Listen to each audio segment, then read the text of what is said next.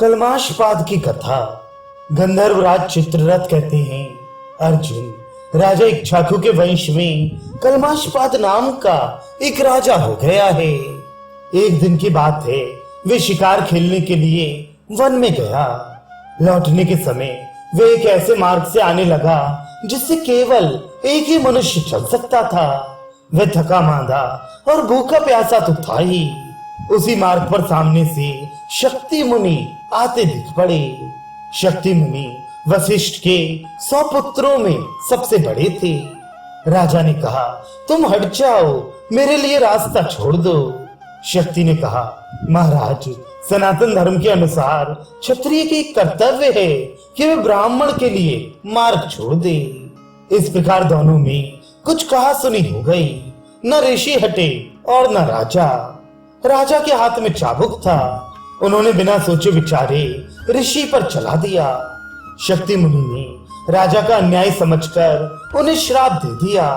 अरे निर्पाधम, तू राक्षस की तरह तपस्वी पर चाबुक चलाता है, इसलिए जा, राक्षस हो जा। राजा राक्षस भावाक्रांत हो गया।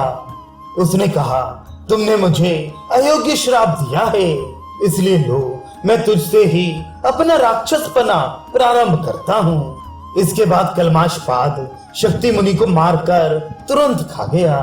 केवल शक्ति मुनि को ही नहीं, वशिष्ठ के जितने पुत्र थे सभी को उसने खा लिया।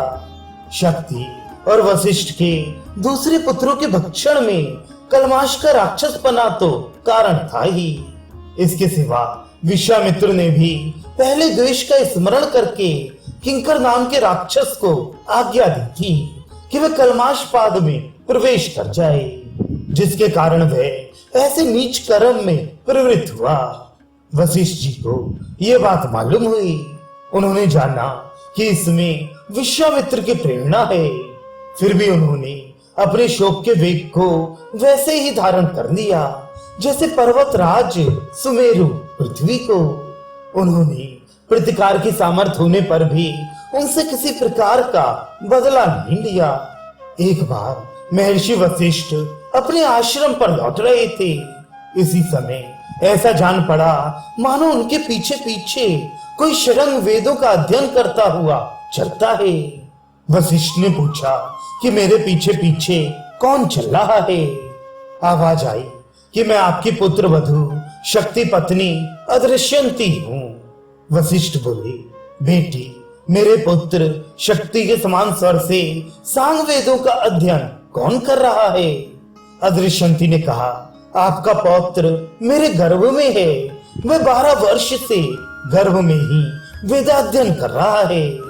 यह सुनकर वशिष्ठ मुनि को बड़ी प्रसन्नता हुई। उन्होंने सोचा, अच्छी बात है, मेरी वंश परंपरा का उच्छेद नहीं हुआ।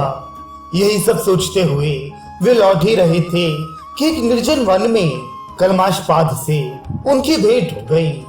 कलमाशपाद विश्वामित्र के द्वारा प्रेरित उग्र राक्षस से आविष्ट होकर वशिष्ठ मुनि को खा जाने के लिए दौड़ा। उस क्रूर कर्मा राक्षस को देखकर अदृश्यंती डर गई और कहने लगी, भगवान, देखिए देखिए, ये हाथ में सूखा काट लिए भयंकर राक्षस दौड़ा आ रहा है। आप इससे मेरी रक्षा कीजिए। वशिष्ठ ने कहा, बेटी, डरो मत, ये राक्षस नहीं, कलमाशपाद है। ये कहकर महर्षि वशिष्ठ ने हुंकार से ही उसे रोक दिया। इसके बाद उन्होंने जल को हाथ में लेकर मंत्र से अभिमंत्रित किया और कलमाशपाद के ऊपर डाला।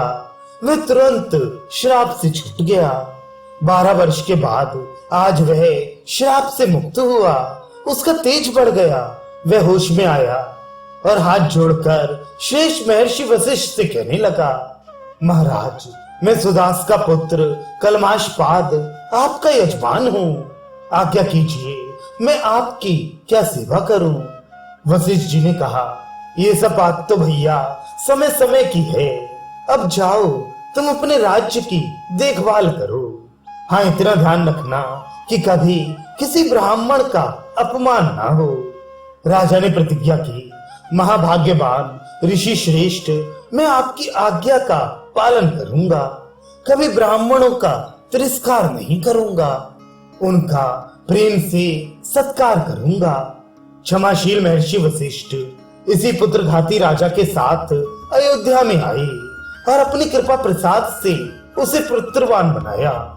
इधर वशिष्ठ के आश्रम पर अदृश्यंती के गर्भ से पराशर का जन्म हुआ। स्वयं भगवान वशिष्ठ ने पराशर के जात कर्म आदि संस्कार कराए। धर्मात्मा पराशर वशिष्ठ मुनि को ही अपना पिता समझते थे और पिताजी पिताजी कहकर पुकारते थे। एक दिन अदृश्यंती ने बतलाया कि तुम्हारे पिता नहीं दादा हैं। इसी प्रसंग में पराशर जी को यह भी मालूम हुआ कि मेरे पिता को राक्षस ने खा लिया। ये सुनकर उनके चित्त में बड़ा दुख हुआ और उन्होंने सब राजाओं पर विजय प्राप्त करने का निश्चय किया। महर्षि वशिष्ठ ने प्राचीन कथाएं कहकर उन्हें समझाया और आज्ञा की कि तुम्हारा कल्याण इसी में है। तुम क्षमा करो, किसी को पराजित मत करो।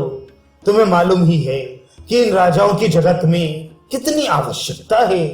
वशिष्ठ की समझाने बुझाने से पराशर ने राजाओं को पराजित करने का निश्चय तो छोड़ दिया, परंतु राक्षसों के विनाश के लिए घोर यज्ञ प्रारंभ किया।